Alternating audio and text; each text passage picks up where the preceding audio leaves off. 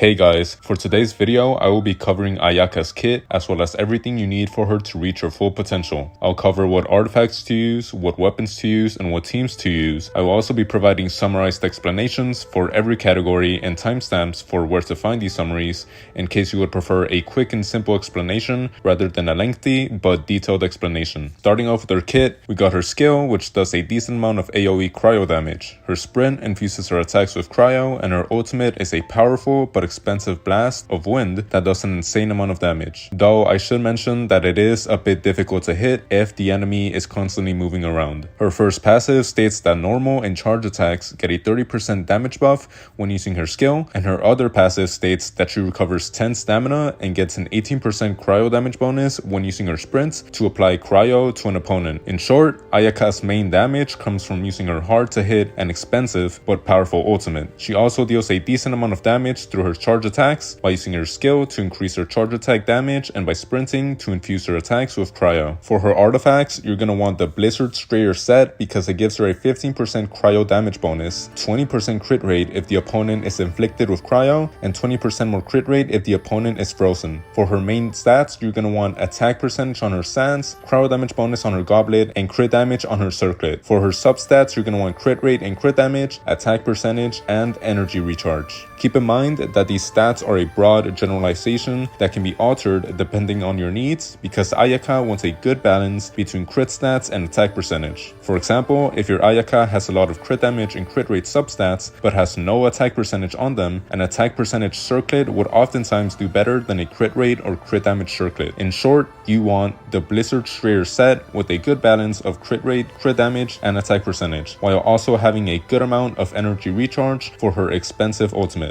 For most people, having an attack percentage sand, a cryo damage bonus goblet, and a crit damage circlet would be optimal. For her weapons, her signature weapon would be her best in slot since it gives her a crit damage buff and it increases her elemental damage up to 40% when using normal attacks, her burst, or for when her ultimate energy is below 100%. For a 5-star alternative weapon, Haran Geppaku Futsu would be her best alternative because it gives her a crit rate buff and increases her elemental damage bonus by 12% and gives her a normal attack damage bonus by 20% when allies use their skills. For a 4-star alternative, the Battle Pass weapon, the Black Sword, is good because it gives her a crit damage buff and 20% damage bonus to her normal and charge attacks while also providing a good amount of survivability. Another 4-star alternative would be the Aminoma Kageuchi because it gives her an attack percentage buff and more ultimate energy when using her skill. For other alternatives, any weapon that helps her with either crit rate, crit damage, attack percentage, and or her energy recharge problems would also be a good alternative. In short, for her weapons, you're gonna want her signature weapon, Misfit or Reforged. For a 5-star alternative, the Haran Geppaku Futsu would be good. For a 4-star alternative, the Battle Pass weapon, the Black Sword, would also be good. And for a free-to-play 4-star, the Amenoma Kageuchi would also be a good alternative. For other alternatives, any weapon that helps her with either crit rate,